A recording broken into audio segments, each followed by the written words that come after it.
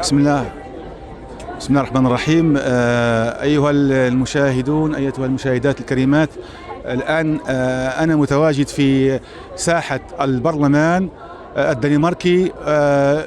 هنا كما تشاهدون يتواجد جمهور غفير من الدنماركيين جاءوا لدعم قضية اللاجئين المسلمين الهاربين من الاضطهاد والقتل في سوريا. وهذا الجمع كما ترون جاء معبرا على نبض الشارع الدنماركي، وحتى لا يقال أن الدنماركيين عموما تقاعسوا في قضية إنسانية تحتاج إلى مساعدة بكل ما تعنيه كلمة المساعدة. وأنا أصور هذه اللقطات كما ترون داخل هذه الساحة. معي الآن طبعا مجموعة من المسلمين المتواجدين في أماكن مختلفة، ومن بين هؤلاء الحاضرين والمشاركين معنا في هذه المظاهرة الأخ الأستاذ عبد الحميد العداسي المقيم في الدنمارك. أستاذ عبد الحميد، السلام عليكم.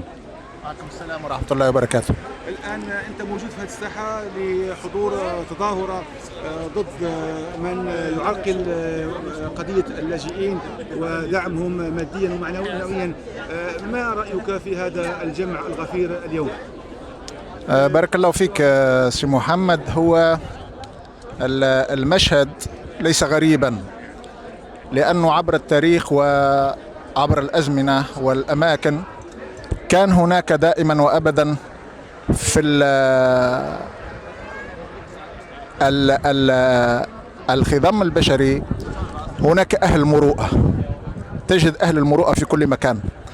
أحسب أن هذا التجمع يشمل كثير من أهل المروءة الذي أخرجتهم هي المروءة، لأن في هذه البلاد للأسف الشديد بدأ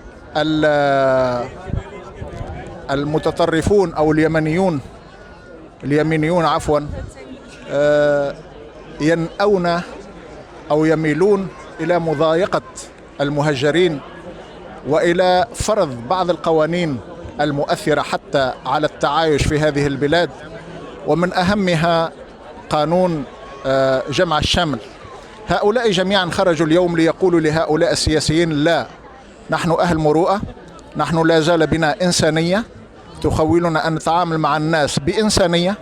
وعلى رأس هؤلاء المضطهدون أو المهجرون أو الذين يقدمون اليوم على أوروبا بأعداد غفيرة أخرجتهم من بلادهم يد الظلم ويد البطش والقنابل الذكية والبراميل المتفجرة. فهذا بصراحة مشهد منعش، لأنه يدل على أن هناك دائما وأبدا روابط تجمع الناس بعيدا عن الجنس واللون والدين وأي عامل قد يفرق بين الناس. نحن نشعر شعور خاصة وقد مررنا بهذا المجال، مجال المضايقة، مجال سلب الحريات، ونرحب بكل من يدعم الحرية، نرحب بكل من يقف مع المضطهدين والمظلومين في العالم عموما. أستاذ أبو معاذ، اللافت في هذه المظاهرة هو هذا الكم الهائل من الدنماركيين الذين جاءوا لدعم قضية اللاجئين والاعتراض على الآراء السياسية الداعية إلى إقصاء هؤلاء وعدم الدفاع عنهم. يعني هل ترى أن بلادنا الإسلامية أو البلاد المجاورة للقضية في سوريا كان من المفترض أن تكون أكثر تفاعلا مع هؤلاء اللاجئين والمهجرين، أم أن العكس ما نراه في الغرب هو حقيقة يثلج الصدور؟ ما رأيك في هذه المعادلة؟ الأصل لو تكلمنا بلغة صحيحة لا نقول عن البلاد المجاورة الإسلامية بأن هناك فيها أصلي ومهجر أو مهاجر. الأصل أن الحدود لا تقع بين بلداننا، ولكن الظلم والحكام، وكما قال شيخي بارك الله فيه: الحكم بشريعة الشر، هو الذي جعل هذه الحدود، وهو الذي جعل مقيما وبدون، وهو الذي جعل أصلي وغير أصلي، وهو الذي جعل أهل بلد ومهجرين. الأصل فيه ألا يكون هذا.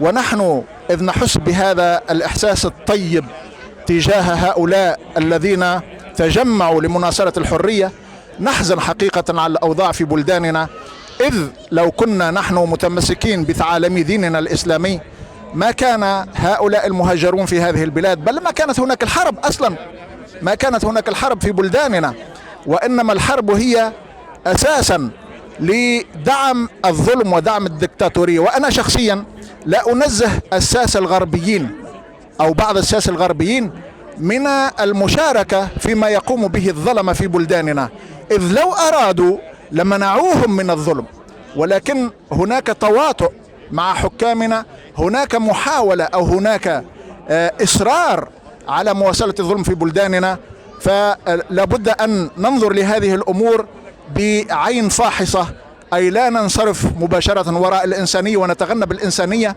بقدر ما تكون لنا نظرة كذلك على ما جعل هؤلاء المهاجرين يلجؤون إلى هذه البلاد البعيدة.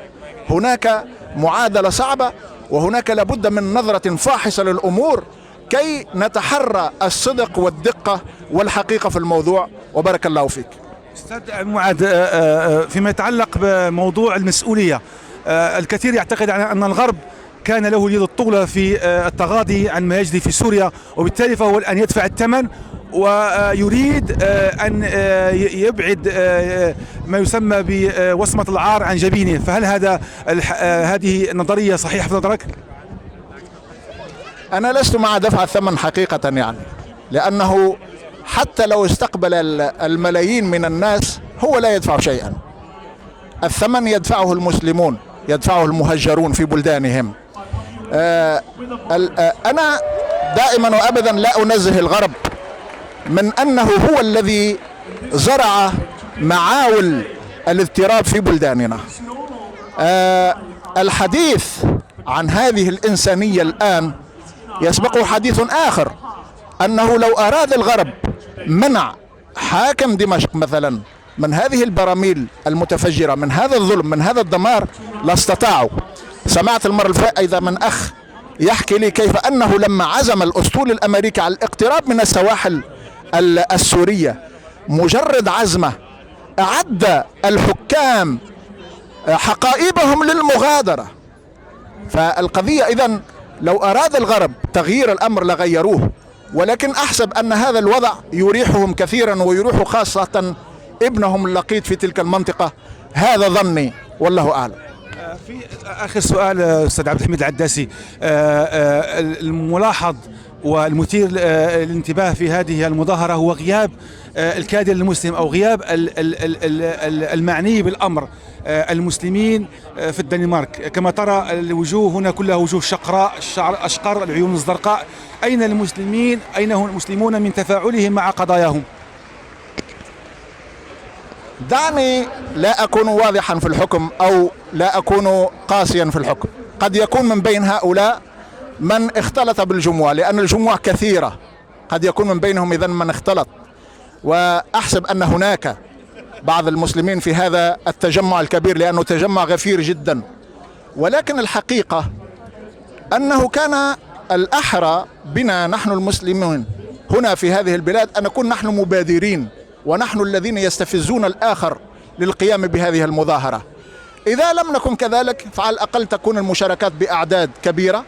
أحسب أن العدد هنا كبير جدا، وقد يكون من بين هؤلاء نسبة مئوية قد لا يستهان بها. أريد هكذا، وأن أخطئ في العفو خير من أخطئ في العقوبة. وبارك الله فيك أستاذ محمد. شكرا لك أستاذ عبد الحميد العداسي على هذه المشاركة، وأتركهم مع هذه الجماهير الغفيرة في دعم واضح لقضايا اللاجئين والمهجرين إخواننا أخواتنا من سوريا، على أمل أن نلتقي بكم في أنشطة أخرى. والسلام عليكم ورحمة الله وبركاته. محمد هرار من ساحة البرلمان الدنماركي.